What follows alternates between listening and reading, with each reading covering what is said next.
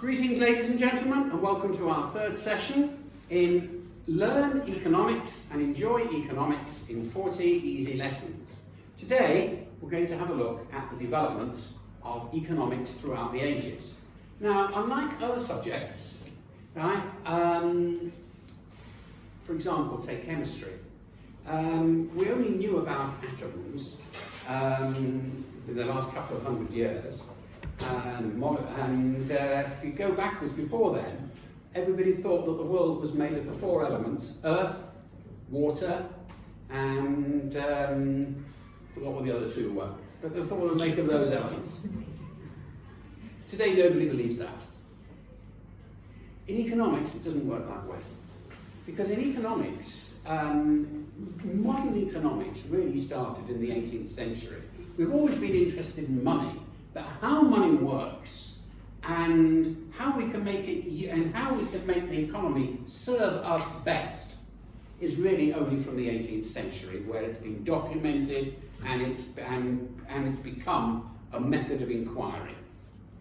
The thing is that unlike chemistry and other subjects, what we've actually came from the 18th century is still largely held as very good economics today. There are many people around that argue that some of the economics that was invented in that was discovered in the 18th century actually represents the world's position more than some of the stuff that came out at the end of the 20th century. So let's start our voyage and let's look at let's put the heading, which is the development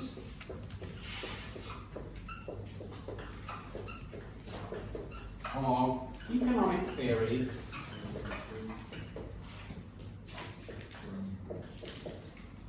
and we'll underline that, right? And we're going to look at the first one, which is the 18th century, which is the very famous name that I'm sure you've all heard of, is Adam Smith.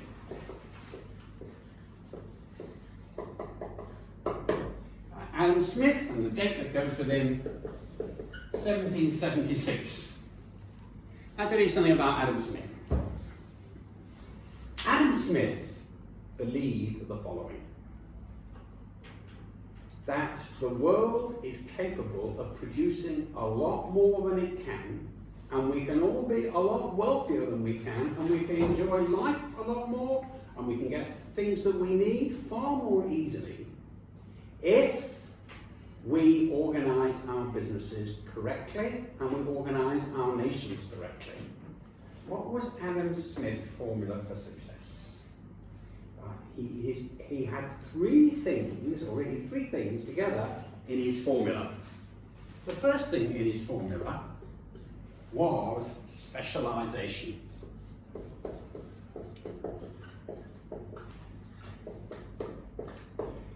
Let me give you an example. Let's say that your country can produce many things. Let's look at farming. Let's say it can grow apples very nicely. It can grow pears very nicely. It can grow cherries very nicely.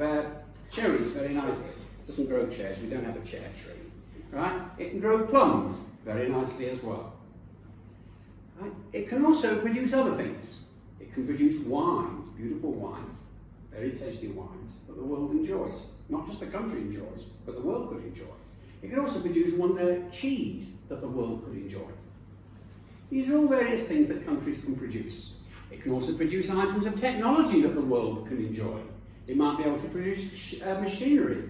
It might be able to specialise in things, in services, like, for example, banking. Switzerland's an example of a country that really specialises in banking, right? And it's able to do services. It's offered services to people that bank with the Swiss that other countries don't necessarily find themselves able to do. Do you understand? There are certain things that each country, in other words, according to Smith, has got the potential, right, the ability to be able to specialise in something that it's really good at. Let's take the example of France and Poland, a hypothetical example, an example that I've invented. Let us assume that the French can do lots and lots of wonderful things, but it's brilliant at producing wine. But it also produces loads of cheese. Now let's have a look at another country, Poland. Poland also produces wine, but it can also produce cheese, and it produces very nice cheese. Let's say that there are two ways that it could do it. Either France could produce its own wine, and it can produce its own cheese, and the French will enjoy it. And Poland will produce its own wine and cheese for the Poles. Or they'll think like this. The French will say, what are we super duper at? That we can produce as cheaply as possible and as profitably as possible, and the world's tongue is hanging out for our products. Wine. Le vin. The wine. Let's just specialise, they will say, in wine. So therefore, they convert a lot of the French lands, right, not for producing lots of milk to make the cheese, but vineyard after vineyard after vineyard to make the best French wines. Now that means that they've got a whole school teaching people how to produce wines. That they've got people coming all together to help them to be able to produce, that you've got people specialising in different aspects about growing grapes, about bottling, about putting them in the cellars at exactly the right temperatures, knowing how long to leave them. There's a tremendous amount of know-how. And also lots of people who are part of the force, whether it's picking the wine, whether it's processing what comes out of the grape, and all sorts of things, and every single type of wine is all different. There are an awful lot of people that can produce in the wine industry. Now imagine, France is not just producing wine for the French, it's thinking of producing wine for the whole world. So in this scenario, what the French are doing is that they produce some fantastic wines, they export it to the rest of the world, and they get loads and loads of money. Like what Britain was doing in the 18th and 19th century with the tea. Right, they were planting teas in India, they were bringing the tea to Britain, right, processing it, and then sending it to all over the world. Loads of money comes into the country, that's wealth. You know what they do with the money? Very simple. They use that money to buy products from all over the world, as they need. So therefore, by trading with them, the idea is that every single country in the world will specialise in producing what it's number one at, and as it's number one at those things, it produces it not just for the people living there, but for the whole world. And remember that when you're producing large amounts, you can produce it more cheaply, right? That's called an economy. That's called an economy of scale. When you're working to a very large scale and you're producing for the whole world, each bottle of wine is a lot cheaper to produce than when you're just producing a very small number, you see? So therefore you've got the advantages of specialisation, you've got the example of economies of scale, and also you've also got the point, which Smith emphasises, is that the governments don't interfere. Let's say that France wants to export its wine to Poland. And the Poles will say, sorry, I know the Polish people would like to have French wine, but we make our own wine. It's not fair. You're not being nice to us. You're giving unfair competition. You know what Adam Smith will say? Poles, the French can do a better job than you can at your wine. Don't produce any more wine, but there's something that you're able to do better than the French can, which is you're able to produce cheese. So you become the world's cheese specialists, and Polish cheese will go all over the world, right, including to France. So therefore, France produces wine better and more cheaply than everybody else. Poland produces cheese better and more cheaply than everybody else. Poland becomes the world's leading producer in cheese and gets lots of money and can buy whatever they want, right, from other countries. France becomes the world's producer in wine and can produce whatever it wants and buy for other countries. That's the brilliant idea from Adam Smith. What does the government do? What does the government of Poland say when the good people of Poland, of the good wine producers of Poland say, we need protection from the French that are taking our business away? You know what the government will say? We are not going to help you. The only way that we're prepared to listen to you is if you can produce wine cheaper than the Poles, than the French. We can't. Stick to cheese then and become an expert. Do you understand? So now let's revisit this idea. Adam Smith's idea is firstly specialization, economies of scale. Now, when was Adam Smith writing? In 1776. This was at the beginning of the Industrial Revolution, when countries were finding ways to produce goods and services far more cheaply using machinery, right, using agricultural technology, making fields very, very much larger, using inventions like the seed drill, and also in the clothing industry, spinning jennies and water frames and so on, which meant that clothes were being made partially by mechanisation. All these ways made it possible for countries to produce goods and services, mass produce them, right, for the world, rather than just for themselves. So in other words, what Adam Smith wants is, he wants specialisation. He also doesn't want governments interfering, saying, we're not going to let you buy French wines because we want to sell our own wines. The government's not going to help. The government says, it's a free game. The winner takes it all. Right? We want our people to have the cheapest, the coolest, and the choicest, even if it means from coming abroad. And that's called free trade. The governments do not interfere, right? And the governments say, let business run itself. Doesn't mean they don't interfere at all, but they have minimal interference, right? And that's called laissez-faire. Laissez-faire is French for allowed to be. Leave things alone. The governments do not interfere. Right? The governments say that it's a case, business is all about the winner takes it all, and if you're not number one in producing wine, go and produce cheese. And if you're not number one in producing either wine and cheese, go and produce something else that the world wants, like boots. Okay? Do you get the idea? And if you can't produce boots, produce services. Tourism is another example, right, that can be developed in certain countries. Right? Now, of course, it's not as simple as that, because we assume that every single country is only dealing with one good or one service. But the principle is the same, that we're talking about specialisation, economies of scale, governments do not interfere, and Adam Smith is that we let the market take over. Okay? As long as people want things, people will produce them. And therefore, we have behind that the market economy.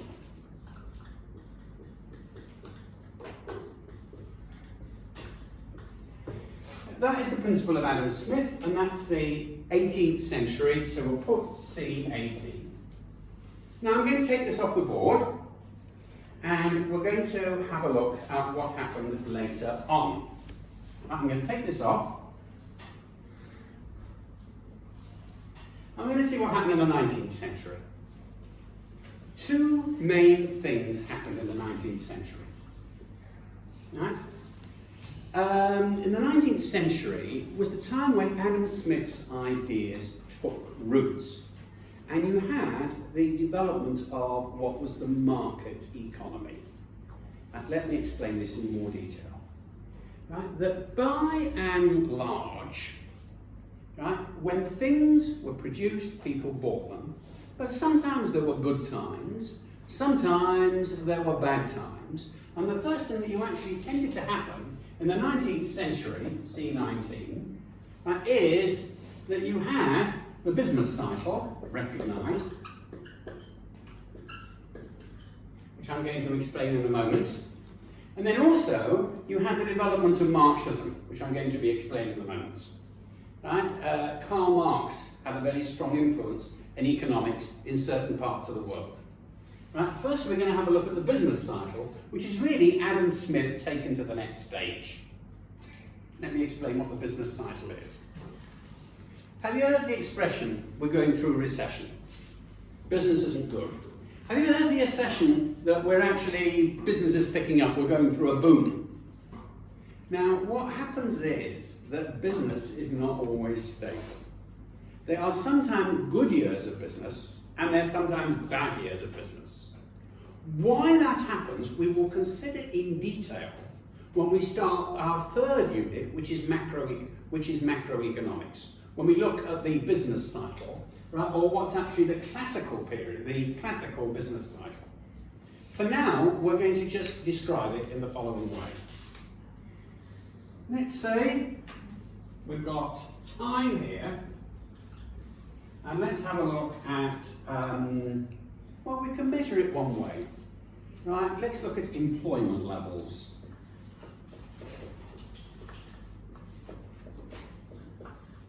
That's one way of actually looking at it, of looking at the business cycle. You know why? When business is good and the country's doing well, are there going to be more people at work or less people at work? Tell me. More. Are we going to be having more unemployment or less unemployment? Less unemployment. When times are good, we get fewer people who are unemployed. In fact, one of the reasons to do economics is if, God forbid, you become unemployed, you will at least understand why you're becoming unemployed, and it's not always your fault. This we will look in more detail when we introduce macroeconomics. For now, let's draw a typical period of the business cycle.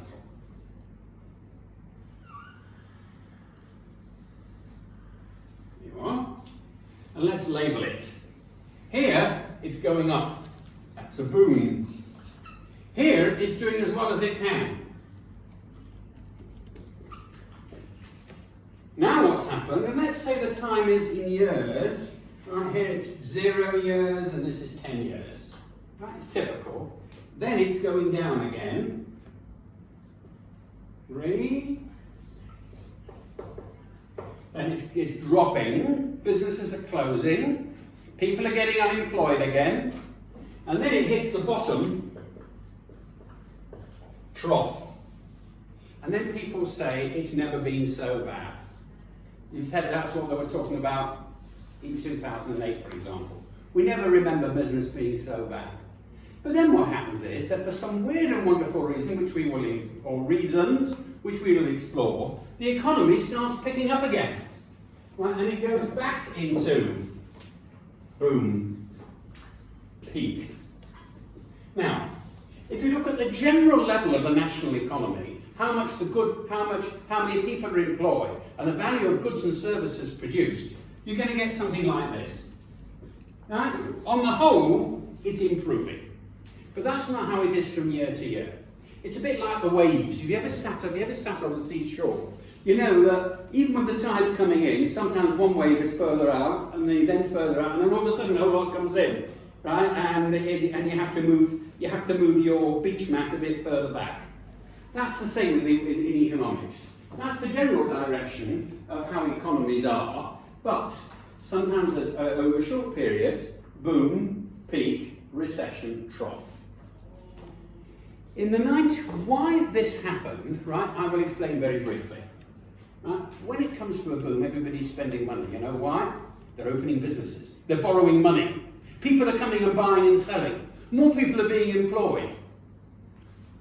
And they're borrowing money as well. What happens when the economy's at a peak? It can't carry on growing. You know why? Because suddenly people find that they've been borrowing too much money and the cost of repayments they can't keep up with. They're going bankrupt. They borrowed too much. And it's not just one business that's going down, it's another business that's going down. And when businesses close, you know what happens? The economy goes into recession. But then what happens is that interest rates, that means how the cost of borrowing your money, will go down again because fewer people are borrowing money. Right? People are spending less money, so therefore people supply goods and services at cheaper prices. And then the cycle goes up again. Do you understand? On average, it usually gets higher peaks and lower troughs. Right? So overall, the economy works that way. What's this got to do with the government? Anything? No. According to 19th century economics, the word was generally laissez-faire.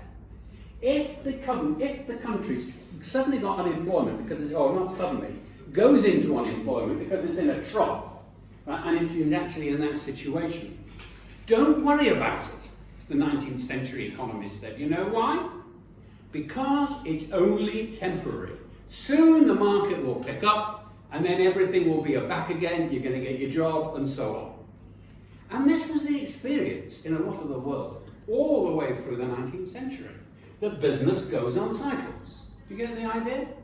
It was only in the 20th century when all of a sudden this didn't work. We will talk about this soon. Let us now continue. This is the business cycle, and this really is a descendant from Adam Smith. You know why? Because people spend money when they have goods and services that they actually want to buy.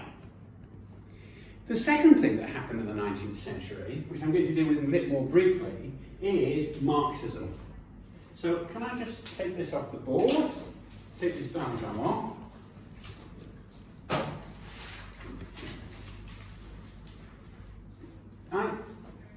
Remember the factors of production: land, labour and capital. Who, according to Adam Smith, owns the factors of production? Who owns the land? The landowner. Who pays the people their wages for labour? The business owner. Who buys the capital? That's to do with the owner of the business, or the shareholders. You understand? It is all public or private businesses? Public or private? Private. Private. They're all privately run, privately owned, and the only way they can get financed by the public is if they become public companies and are floated on the stock exchange. That's the main way, that's the typical way that they get financed. However, there was one person that didn't like it, and that was Karl Marx. Right, let's talk Marxism. Business cycle, that was a product of the 19th century, and also Marxism. He said like this: because of this evil capitalism, and he was a man who really had a grudge against society, the richer get richer and the poorer get poorer. He was walking up and down the streets of London saying, right, that London is two nations. Those that are living in the west of London, they're wealthy, rich people living around Hyde Park and Park Lane and so on, right? That's the wealthy part, Belgravia. And the poor people living in the East End and Bermondsey and districts like that, they are so different that there's a completely different nation. That not everybody is able to take part in the economy. London might be showing, which is where he was hanging around at that time, before he went and influenced, before his ideas spread around the world and influenced thinkers like Lenin, right, and so on, and later on Trotsky and Stalin. And more recently today, North Korea.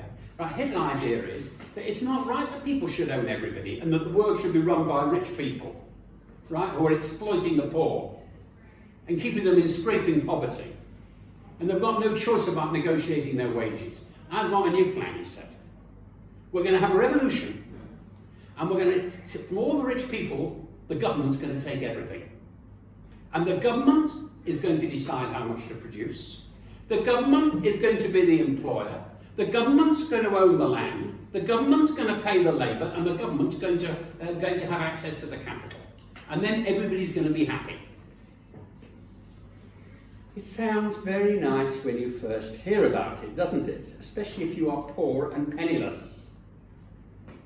But what actually happened was, and this is beyond the scope of this class, it didn't quite work out. Countries who had Marxist economies, especially after the Second World War, like East Germany, Poland, Hungary, which were all under Soviet Russia between 1945 and 1990, were far poorer as nations than what was going on in the West. Germany was split. East Germany had a far poorer standard of living than West Germany, which is why one of the reasons why many East Germans, right, risked their lives to be able to cross the frontier into West Germany illegally, because it wasn't permitted. Okay, so it was a very good idea in theory, not such a good idea in practice. You happy about that? Now we come to the 20th century. 20th century. And this involves government involvement in the economy. Government management or should we say involvement is better.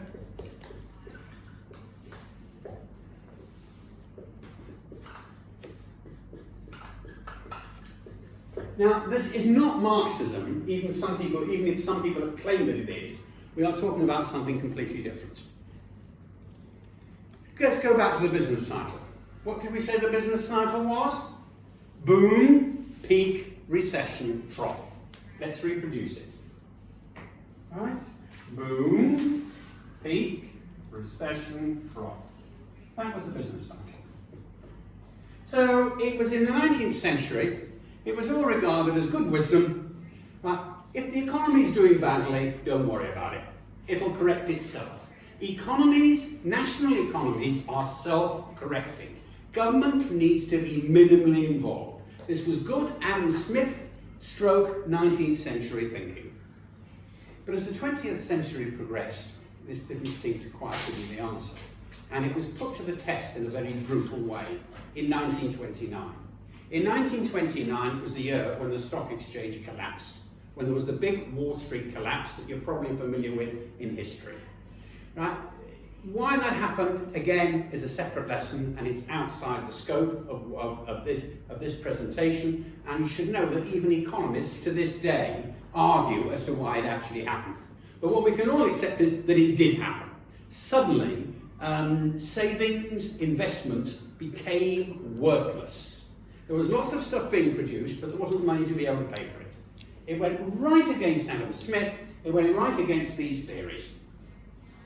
And what was happening was, in 1929, everybody said, well, it should be good, because our suddenly economies has collapsed, it'll very soon pick up, and we'll all be all right again. 1930, no sign. 31, no sign. 32, no sign. And what happened was, 33, 34, no sign. The economy and the world that was pulled into it, it just stopped there. Everything was stuck. Something that had never happened in the history before. What was quite clear was that you can't just let the economy stay and correct itself. It's not going to work. And 20th century thinking is, how can the government prevent these recessions happening? How can, if the recession does happen, can they give it a good kick in the pants, right, and get it back into action again? There were two theories. One of them was the work of Keynes, right, John Maynard Keynes, and his main work was published in 1936, and Keynes believed, right, amongst the things that Keynes believed is that the government has to be involved to some degree in managing the economy. And he came out with his own magic formula as to how the government shall be involved in tackling the economy. What that magic formula is, we're going to look in detail in macroeconomics, round about lesson number 26, 27, when we look in detail about the Keynesian, John Maynard Keynes, magic formula. For now, his idea was as follows. One of the ideas was that the government actually acts as an employer for certain goods and services which create lots and lots of jobs for lots and lots of poor people. The poor people, who's more likely to spend their money, the rich or the poor, when they get it? Right. No, the rich save it. It's the poor. As soon as the rich get some extra money, the poor get extra money, what are they going to do? They want to have some fun. They want to save it. They want to go out in the evening. They want to bring some more food to the table. Do you get the idea? The poor are the ones that are big savers. And what happens when you spend money? When you spend money, you're creating jobs for other people. Do you understand? That's the Keynesian idea. Getting people to spend money is creating jobs for other people. And the government can do this particularly well. So according to Keynes, the best way to kick the government when it's down here, the government to kick the economy, is by getting people to spend money rather than save it and create jobs for other people. And the government can do that by, firstly, would they Would they intend to increase the taxes or lower the taxes? Lower. Right? One way you could is lower the taxes. Keynes actually said that tax the rich people that are not going to spend the money anyway. Right? The government can then create lots and lots of things like road repairs, bridge building and other necessary bits and pieces that employ poor people, and the poor people will spend the money more effectively than the rich. For more details about that, we will look at that in Unit 3 when we study Keynes in detail. But the point you should get there was that the Keynesians said, I've got a lovely formula to be able to kick the economy back into action. This is good mid-20th century economics. Trouble was that he was writing this in 1936. And what happened straight after 1936? What came? World War II. His theory was the biggest contribution to economics since Adam Smith. Right? And it went against Adam Smith in that the government should be involved in managing the prosperity according to his formula. It never got put to the test during his lifetime, even though it was very influential. Because along came World War II, and what happens when there's a war? Does that create jobs, or does it take jobs away? It creates jobs. Firstly, the men were in the army. The women were having to take over a lot of the men's jobs, and there wasn't enough people around to do all the jobs. One thing that there isn't usually a shortage of during a war is jobs.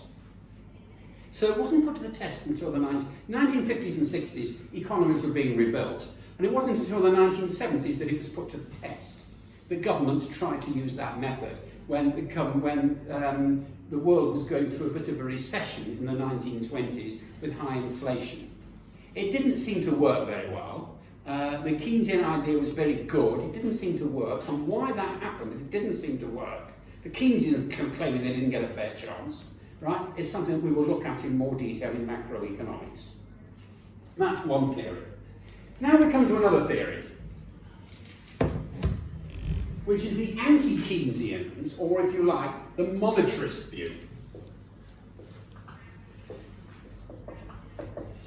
Now, the monetarists also believe that the governments need to help the economy, but in a different way. You don't start telling people how to spend their money. That's not what you do.